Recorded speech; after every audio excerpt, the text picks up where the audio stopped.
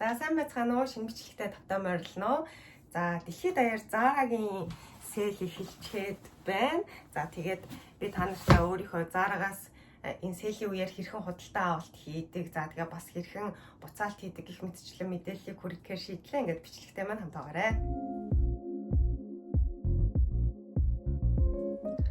За тэгээд Zara-гийн сейлийг бол ер нь хизээ ихэлтэй яадаг гэд мэдээллийг ихэнх хүмүүс мэдж байгаа л хэл та. Гэхдээ ямиг ээж мэдэх бас мэдгүй цөөн хүмүүс байж магадгүй гэж бодоод өөрийнхөө хэмжээнд нэг цуглуулсан жоохон одоо ийм туршлагаасаа хуваалцъя гэх юм уу.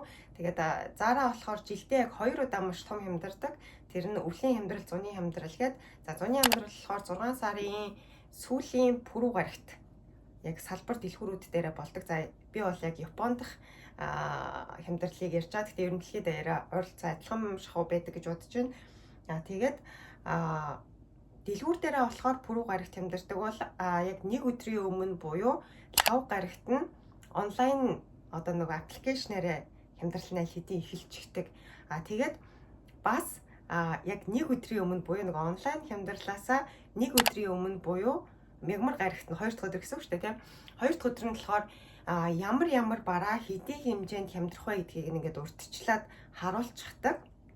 За тийм байгаа. Тэгэд миний хувьд болохоор яг зүгээр сейл эхлэхээс өмнө зүгээр энгийн үед ч гэсэн ингээд Zara-гаас авмаар байгаа юмнуудаа нөгөө favorite дотроо ингээд хийгээ явдаг байхгүй юу.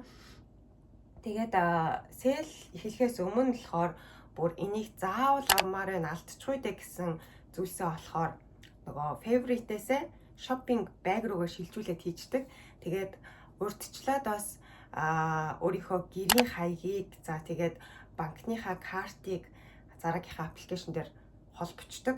Тэгэхгүй бол яг нөгөө нэг лав гарагт сейл эхлэмэгц 9 олонгууд л ингээл өөртөө хэрэгтэй юм хайгаал тэгэнгүүтээ нөгөөдөлөө арай гэж нэг юм сагсандаа хийгээл ардаас нь банкны карт, гэрийн хаяг маяга холбосоор л нөгөө хамаг гоё амаар байсан юмнууд маань ингээ юу ч дуусчдаг. Тэгээ тийм болохоор ер нь бол урьдчилаад ингээд юмнуудаа холбоод бэлтцсэн байх нь их зүгээрээ. За тэгээд худалдаж авсан зүйлсээ ингээд ирмэгцэн ихний хэлж байна ч тийм ирмэгцэн бүгдийг нь би өмсөж үзээд тэгээд keep return гэдэг авах уу авахгүй юу гэдгээр нь ангилж ялгаад тэгээд авахгүй зүйлсээ бол ихнээс нь хурдхан шиг буцаачдаг бас хэрэгтэй хүмүүс байж магадгүй шүү дээ тийм. Тэгээд Zara-гийн сейл чинь болохоор ер нь ингээл цаг хугацаа өнгөрөх тусам өдөр ирэх тусам л хувь нэмэгдээл улам хямдраал байдаг шүү дээ. Тэгээд тийм болохоор ер нь бол ингээд ойрхон тэр сейлээ орж шалгадаг. Тэгээд ялангуяа нэг шөнийн 12-1 цагийн үед ч юм уу ингээд завтай байгаа үед ороо шалгуул илүү нөгөө шинэ бараанууд нь одоо буцаагдсан бараанууд дахиж шинээр орж ирдэг ч юм уу эсвэл шинээр бараа ирдэг эсвэл илүү хямдардаг гэх мэтчлэн байдаг болохоор ер нь бол тэгээд завтай боломжтой үед ойрхон ороод шалгаад авахыг боддог. Би одоо өөрийнхөө аль хэдийн ингээд автсан тий надад таалагдсан юмнууд байгаа шүү дээ. Гэхдээ тэднэрийгээ болохоор нэг их шууд одоо ингээд хаяг шушхыг нь тастаа тий гадуур өмсөж гараад ингээд байхгүйгээр аль болох цэвэрхэн шинээр нь ингээд хадгалж агаад өмсөж хэрэглэхгүй байжгаад тэгээд сейлийн бас ингээд хугацааг дахиад хардаг. Тэгээд миний анх одоо 30%-аар хямдарсан юм хямдрахт нь авсан юм сүүлдээ бүр ингээд 80% хямдрах тохиолдол байдаг байхгүй. Тэгэхээр хэрвээ тийм үе гарах юм бол нөгөө арай үнэтэй авсныгаа буцаагаад тэгээд илүү хямдарсныг нь бас авбал арай тийм ухаалаг худалдаа авалт болно гэж бодоод ер нь бол би нэг тиймэрхүү арга хэрэгэлдэг.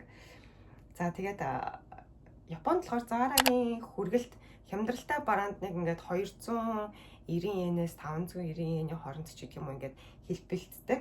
Гэхдээ яг нөгөө хямдралгүй бараанаас 5,000-аас дээш йений худалдаа авалт хийсэн тохиолдолд бас үнэгүй хүрэгдэг байхгүй юу? Тэгэхээр бас яг хямдралгүй бараан дундаас таалагдж байгаа юм байж болно шүү дээ, тий. Тэгэх юм бол тэрийгээ бас хамт захичхуул ингээд тусдан захичснаас хамт нэг дор захичхуул хүргэлтийн бас мөнгөө хэмнэх боломжтой.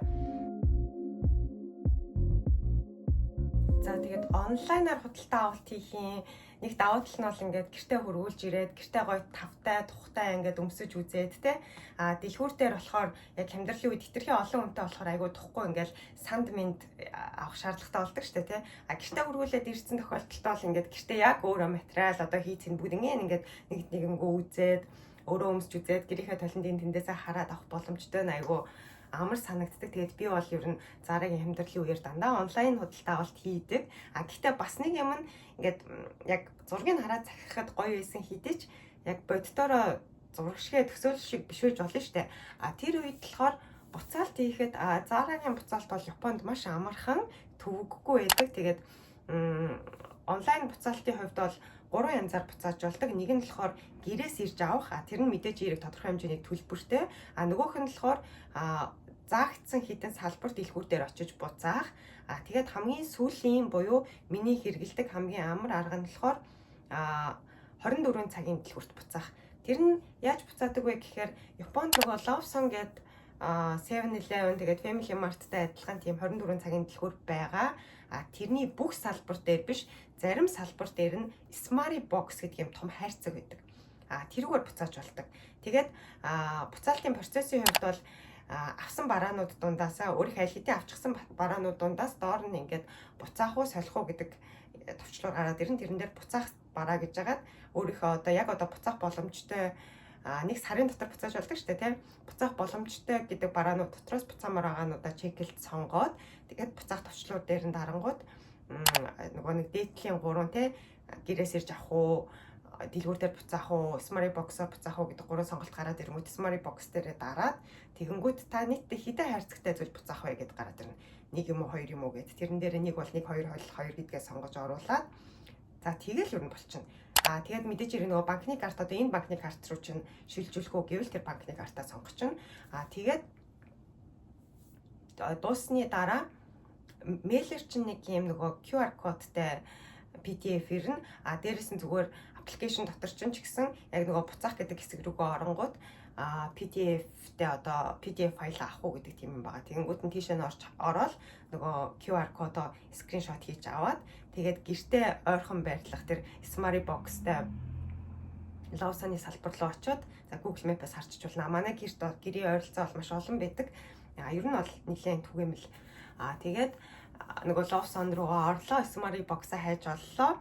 Очингуудаа QR код уншуулчин дэлгэцэн дээр нь тэгэнгүүт нөгөө Smart Box чи ингээд хайрцаг нь хоошоо ингээд түлхэгдэж болохоор онгоогдож болохоор болчдөг. Тэгэнгүүт нь онгойлгосон бол бити тэрийг хаагаар. Ягаад гэвэл нэг хаагдчих юм бол дахиад буцаад онгоодгүй учраас онгойлголоо хайрцаг хажуу талдаа тавьж агаад хажуу талынхаа хэсгээс нэг юм левел наалттай левел гараад ирнэ. Тэрийгээ нөгөө буцаах хайрцагн дээрээ наалаа Smart Box-ын дотроо нөгөө буцаах хайрцагаа хийлээ. Тэгээд тагийг нь хаалаа хангууд угаас өөр автоматар түгжигдэж чинь хаамаагүй хон орж ирээд тэрийг онгоолгоод аавна гэж байхгүй. Тэгэл дахиад нэг левел гараад ирнэ. Тэр нь болохоор таны өөрт чинь одоо нөгөө буцаасан гэдэг баримт нь тэрийгэ хадгаллаа. Тэгэл за хамгийн урттаа гэхэд нэг 7 хоногийн дараа гэхэд бол миний банкны картанд буцаалтын мөнгө орчихсон байдаг. За ингээд Zara-гийн буцаалт бол ийм амархан байдаг. За ингээд Zara-гийн хямдралын талаарх бяцхан мэдээлэл маань та нарт таалагдсан гэж найдаж байна. Тэгээд энэ удаагийн бичлэгтээ маань хамт байсанд баярлалаа. Дараагийн бичлэгээр уулзцгаая. Баяртай.